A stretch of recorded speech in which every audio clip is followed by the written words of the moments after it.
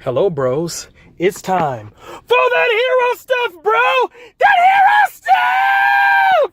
Oh, how are you doing on the day of today? This is James Hall, and welcome to Restoring Heroes, real biblical manhood in a counterfeit world. Look, I got something to say to you. I'm reading this book by Stu Weber called 4 Pillars of a Man's Heart. Stu Weber, you need to check that book out. I think I'm halfway through it. But I want to share something with you.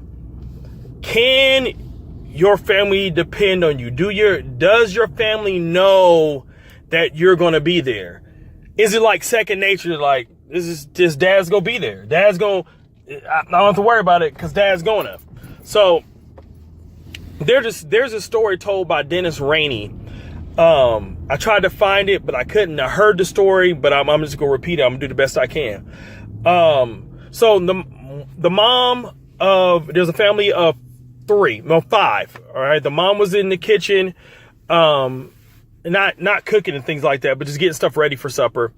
And the dad was in the garage, tinkering. You know how we do when we find something that needs to be tinkered with, we go ahead and handle it. And so the kids were outside. There was a 12-year-old, a 5-year-old, and a 3-year-old boy. So 2 girls and 1 boy were outside, playing and things like that. So the 2 girls go off. They get distracted. They're supposed to be watching the 3-year-old boy, and the 2 girls get distracted and end up getting distracted and looking at something. And I don't know if it was they were playing with rocks or looking at a butterfly. I don't know what they were doing, but the young boy decided that he was gonna go out to the dock and play with the boat that was floating in the dock. He was interested in getting into it. It was a small aluminum boat, and it was been bobbing this whole time. It's been catching his interest, so he went. But 3-year-olds don't have a lot of balance. So he has 1 foot on the dock and 1 foot about to get on the boat, and he splashes right into the water. And the splash gets the attention of the 12-year-old. She screams as loud as she possibly can, and it gets the dad's attention. The dad runs out of the garage, surveys the area, and then figures out what's going on, and dives into the water. But the water is murky.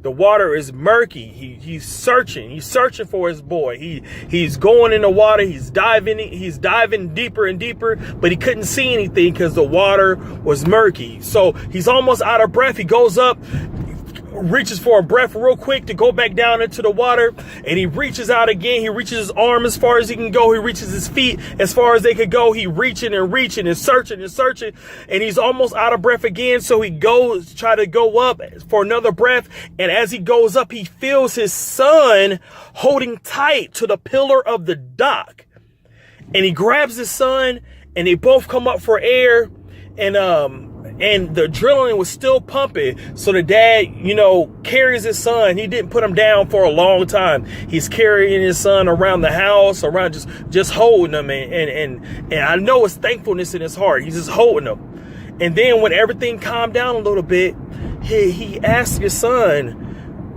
"What were you thinking holding on to the pillar like that?" And his son said, just like with 3-year-old wisdom, "I was waiting on you, Dad. I was waiting on you." See, the boy knew that his dad was going to be there. He knew his dad was going to save him. He knew that even if he was in the most treacherous of situations, the most dire of emergencies, that his dad was going to be there. His dad was going to be there. Heroes, does your family know that you are going to be there? Are you ruling your kingdom? Does your kingdom feel like Camelot, or does it feel like does your house feel like a psychiatric ward in the hospital? Heroes, does your family know that dad's going to be there? I know I'm in danger, but dad's going to be there. Do they know that? Do they know that? That story ripped my heart out. It ripped my masculine, manly heart clean out my body. Because the kid knew, if I just hold on a little longer, my dad's going to be here. If I just hold on a little longer, my dad is going to be here. And does your family know that? Can they rely on you? Can they rely on you ruling your household? Not rule as a bad thing, but having dominion over your household in a way that they could depend on you.